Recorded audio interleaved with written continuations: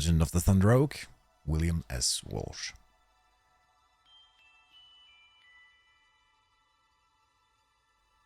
When the heathen raged through the forest of the ancient Northland, there grew a giant tree branching with huge limbs towards the clouds.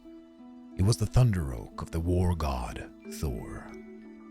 Thither, under cover of night, heathen priests were wont to bring their victims, both men and beasts, and slay them upon the altar of the thunder god. There, in the darkness, was wrought many an evil deed, while human blood was poured forth and watered the roots of that gloomy tree, from whose branches depended the mistletoe, the fateful plant that sprang from the blood-fed veins of the oak. So gloomy and terror-ridden was the spot on which grew the tree that no beasts of field or forest would lodge beneath its dark branches, nor would birds nest or perch among its gnarled limbs. Long, long ago, on a white Christmas Eve, Thor's priests held their winter rites beneath the thunder oak. Through the deep snow of the dense forest hastened throngs of heathen folk, all intent on keeping the mystic feast of the mighty Thor.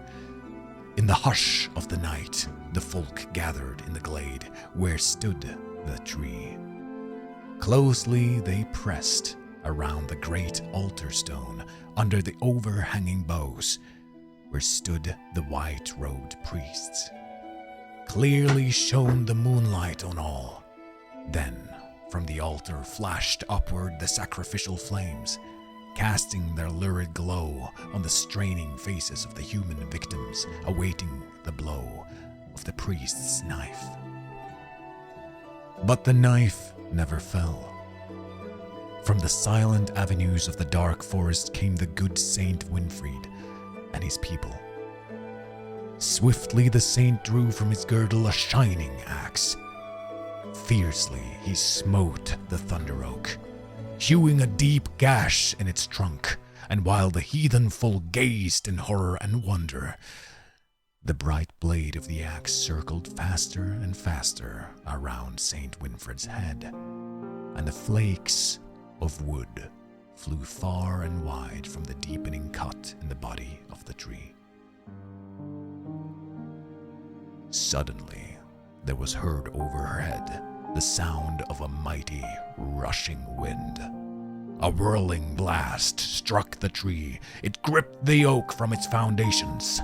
Backwards it fell like a tower, groaning as it split into 4 pieces. But just behind it, unharmed by the ruin, stood a young fir tree, pointing its green spire to heaven. Saint Winfried dropped his axe and turned to speak to the people. Joyously, his voice rang out through the crisp winter air.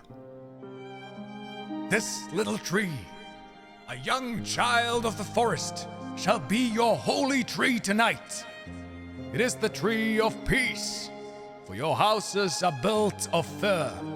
It is a sign of endless life, for its leaves are forever green.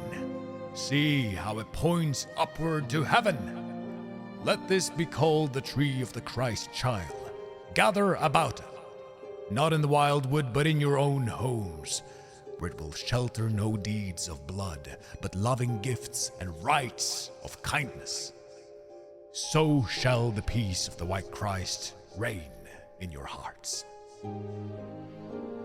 And with songs of joy, the multitude of heathen folk took upon the little fir tree and bore it to the house of their chief, and there, with goodwill and peace, they kept the holy Christmas tide.